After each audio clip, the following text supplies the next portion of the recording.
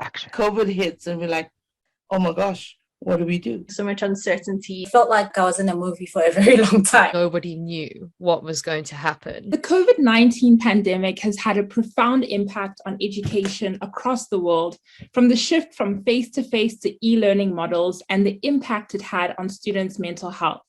We're so inspired by the stories of how students, teachers, and educators around the world have responded to the pandemic, and we want to share those stories. My name is Imani, and you're listening to the Evolving New Now in Learning series podcast. I'm studying interior architecture. So there were a lot of direct impacts on the university itself, and then there were a lot of indirect impacts on how COVID made me feel and how that affected my work. But basically, for over a month, we didn't have any work. No one knew what was happening. I've been a teacher for about 4 years now. Also, I'm studying my master's in psychology. I don't think we were prepared. I pretty much have to supervise our regional schools coordinators. We were worried.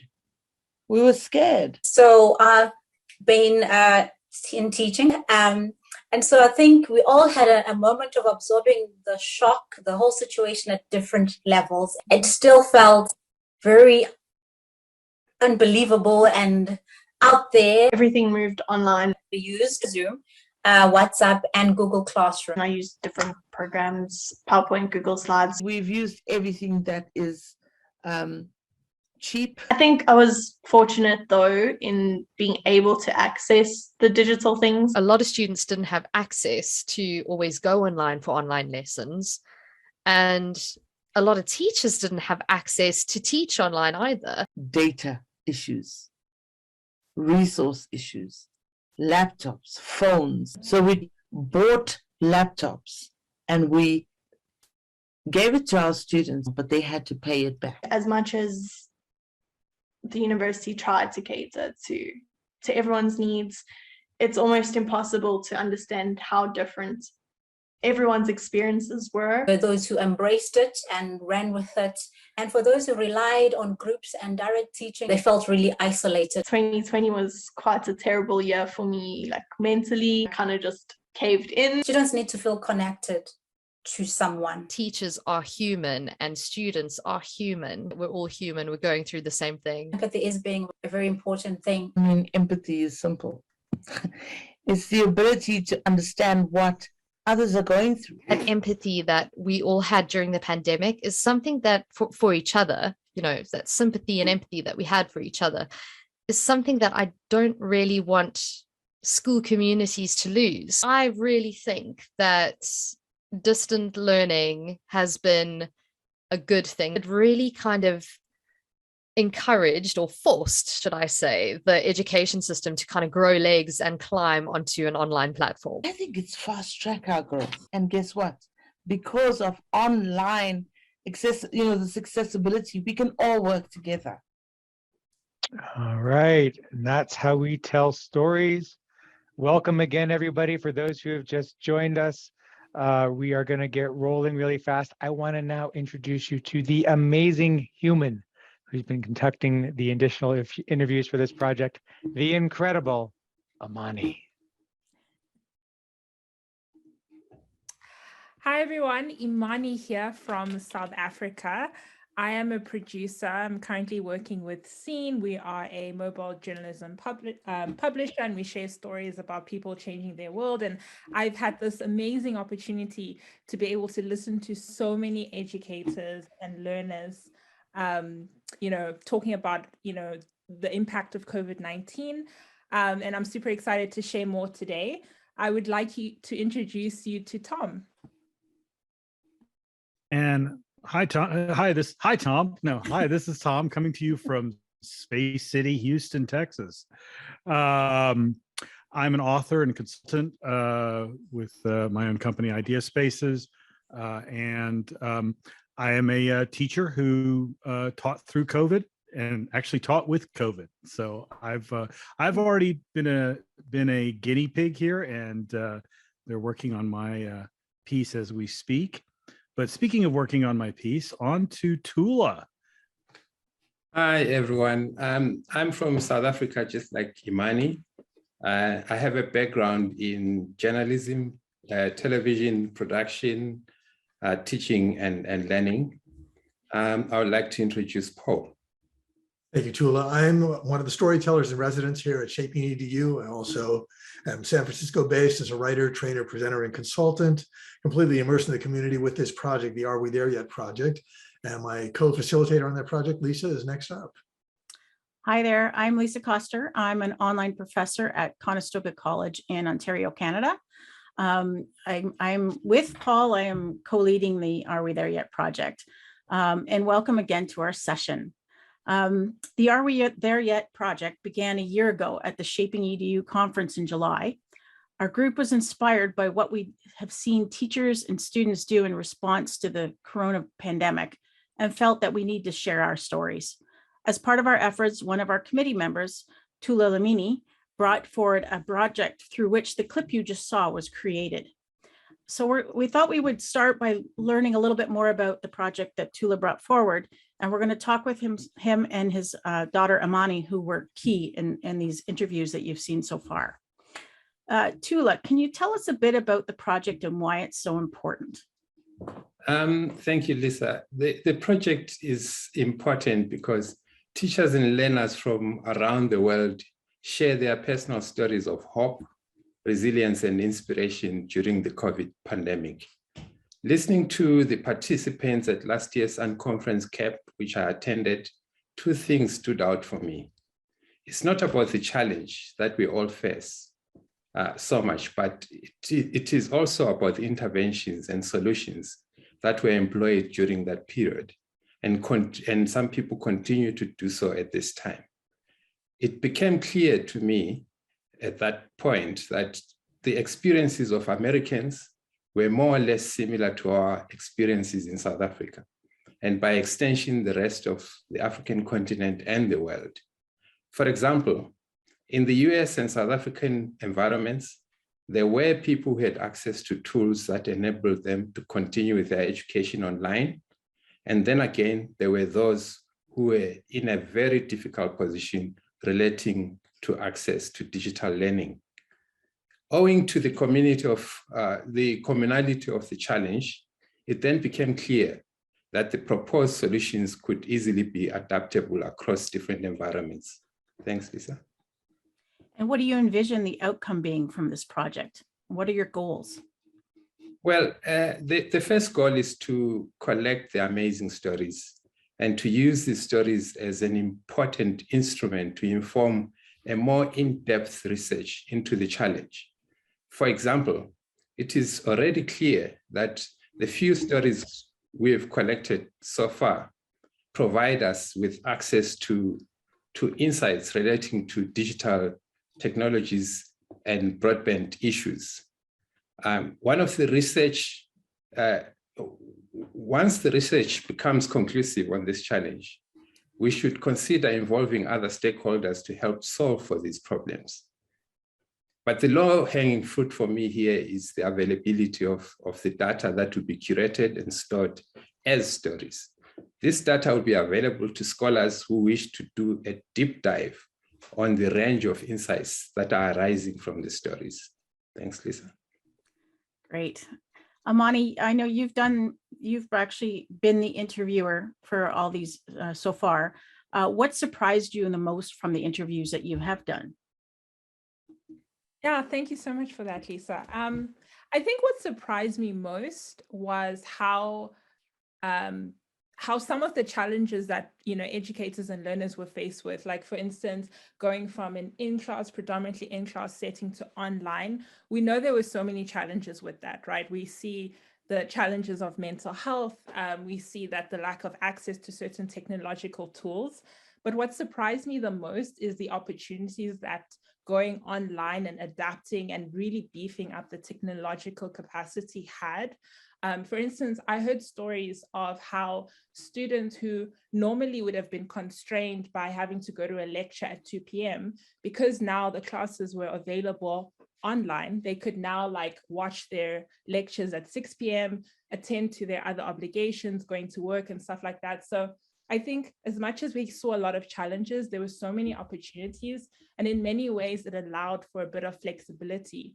And with the pandemic, a lot of our responsibilities at home were slightly heightened for some of us. We had childcare needs, we had to deal with, ill family members. So yeah, I think it was really surprising to see how the opportunities were really there, and it might have made people's lives easier. Has have doing these interviews changed how you think about teaching and learning? I think, we all know teaching and learning, and teachers, educators are such a key component of our society. I wouldn't say it has changed. I've always revered teachers, like as a high status. I think it's only further amplified my respect for them, the things that they had to deal with. Not only students, dealing with, being empathetic to students' challenges and needs, but also they were also going through stuff. I spoke to teachers who were like, we were also dealing with how to manage this challenge of dealing with this pandemic, how to manage with my mental health, and also being emotionally available to students. So yeah, I think it just only amplified how much I really think, the value of teachers and educators and learners, and the role of empathy as well. I think across all my conversations, that was a key theme that came up. And it was just really incredible. That's great. So this question's for either or both Tula and Imani. Can you tell us a little bit about the interview guide that you created?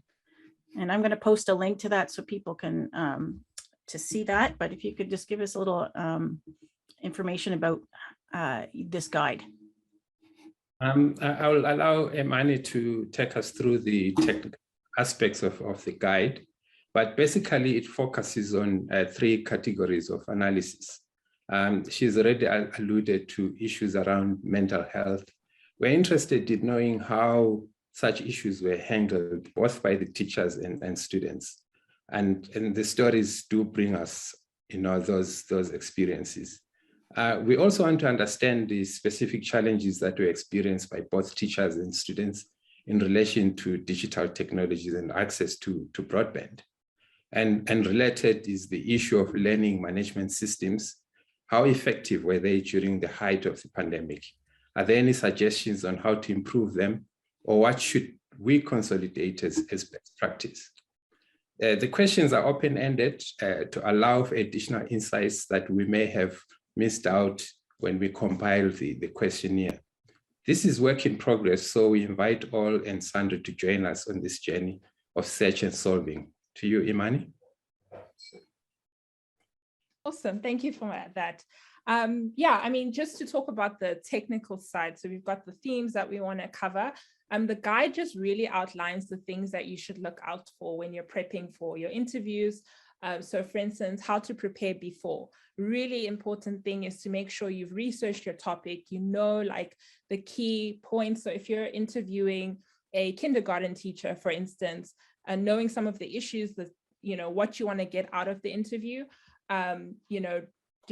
making sure you're confirming with your source when you're going to meet, which platform, is it going to be Zoom or Google Meets? We've also put in pointers of what to do during the interview. So for instance, making sure that your lighting is adequate, making sure that your sound is adequate, that you've prepped your guests as well. And also during the interview process of how to engage with your source, making sure that you're making them feel comfortable, maybe have some small chats in the beginning. Maybe you can also just make sure that while you're listening, that you're coming in there with an idea of what you want to get from the interview, and you've got a rough script, but also be open to the idea that the conversation might deviate a bit. So make sure you're asking follow-up questions.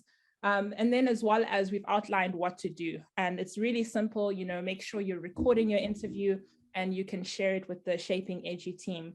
But as you'll see through our breakout sessions, if you have any questions, you feel free to ask us. But it really just is a really nice framework to guide you on your way.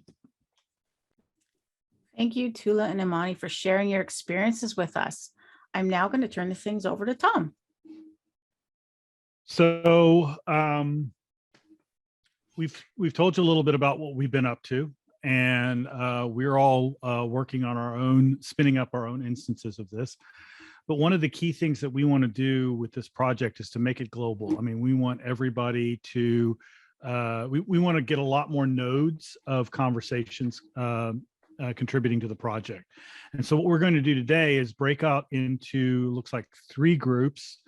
And each group will do a few interviews just to show you a few questions on the interview, just to show you how it goes. And I've forgotten, did we decide how are people going to, participants can choose, right? Yeah. So, sorry, my 3rd session of the day. Okay, so let's see, the 3 areas that we're going to be looking at in the groups, and so you can choose the group. Group number 1 is going to talk about the transition from face-to-face to online teaching and learning.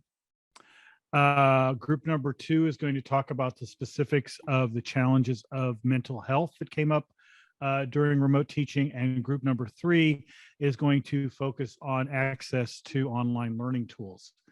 And the idea here is to, I guess, in a sense, recruit you so that we can show you just how easy this is to do, but also so that we can learn stories not only from you, but also from your colleagues who went through this too, and assemble a truly diverse and global database of insight, stories, and inspiration for the world going forward. So with that being said, did I miss anything, guys, that I need to? So we have a Google document. Did I get posted? Yep, it's posted. Okay, it's in there. Oh, awesomeness. Okay, so there's a Google Doc we will all be working on collectively, but each group is going to focus on certain questions. So choose your group wisely, and because once you're in there, we will never let you escape again. And at the end, we'll reconvene for a few minutes and do some quick takeaways, insights, thoughts that came from the process, also potential suggestions and how to keep involved with the project. Back to you, Lisa. You are the goddess in control, I think. I think Brent. No. Brent, have you? Yes, I say. Go ahead, Brent. Or is Brent? I will. Sorry. I will take control. I control the horizontal. I control the vertical. All right, everybody. We have the 3 rooms. We have transition to online, which will be joining Tom in his 3rd session of the day. For mental health, you'll join myself and the incredible Amani. And for online learning tools, you will be joining, I believe, Paul and Tula. Yeah. So we're going to open up the rooms. Please scatter yourselves throughout, enjoy, and you will be recorded also, just so you know, during those rooms, so we can make some fun little promotion video afterwards. Enjoy, everybody. Okay, Stephanie K, I'm going to call on you. I'm calling you out because you're sitting there. You're like, I want to say something, but I'm not sure. So yeah, you caught me. I was just going to say, I had a really great conversation with Emily, and I think what's so important when you're interviewing people is that you really are just using the questions as a guide for a conversation versus like, I'm just going to ask you this one question. You're going to give the answer. I'm going to give you another question, and the answer feels so cold that way. By having a conversation, it just is warmer, and you'll have a more rich and fruitful discussion. So I really enjoyed the conversation. Excellent. Thank you for sharing and being called on. So I'm going to call on John, since no one's going to raise their hand. John, you were talkative in the beginning. So tell us about your big aha moment in your group. Well, I actually served as the interviewee in this session.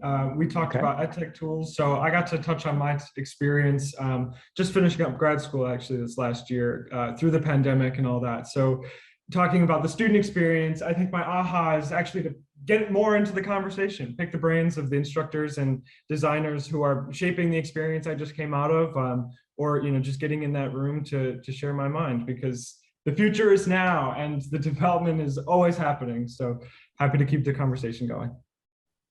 Awesome. Thank you. And someone from the 3rd group. Because I don't know who was in the third group. Do we have Sure, can anybody you who's in the talk third about group? the process of interviewing Donna very briefly and what you got out of Yeah. that? And if she stepped away for a moment, Donna, can you take over and talk about how it felt to be interviewed by Sarah and what you got out of it? I had a wonderful time because the whole experience was wonderful for me. So being able to tell people was fun. And it's really why I'm here at ASU. Without the pandemic, I probably would have never made it here. Wow. Right. I'm in Excellent. Boston. Any final thoughts from anybody, even our facilitators, really quick, about what they observed? Or It was just Sarah, fun to sit Cynthia? back and watch how the process that we've been just putting together under Tula and Imani's guidance here panned out so effectively in the sessions we did. So thanks, Lisa. Thanks, Brett, for hosting this as well as you did. Thanks. All right, Lisa, I'm going to toss it back to you for a final Alrighty. final So thoughts. I know the sign up form has already been posted a couple times. We'd like to thank you for joining us today. If you would be willing to be interviewed in more length, as Brett said about, the idea that, what can you do in an hour? Actually, that was Thomas said that. And or commit to interviewing someone from your school, your district, for this project. The form is there to fill out. It just gives us, it's easier for us to track and not, make sure that we get back to you. And if you're interested in joining our team, I know Paul's already mentioned before, for the few people that were here early, that we meet every other Thursday. So normally we'd be meeting this Thursday. But because of summer camp, we won't be. But if you're interested in joining our group, the next meeting will be 2 weeks from this Thursday at 3 p.m. Eastern, 12 p.m. Pacific. You can also, I'm not sure if we put an other on that form, but you can also email either Paul or I, and we'll be happy to send you a link to the I've got interviews on the brain now, to our meeting. And we're looking forward to, I'm looking forward to listening to all the raw footage from even just the breakout rooms. But if you do decide to do an interview, that would be something that ASU through Shaping EDU through ASU would help do the editing of the raw footage. So you don't have to worry about getting into that. But again, thank you for joining us. If you have any last questions or any last comments you want to share, please unmute. We'd love to hear them.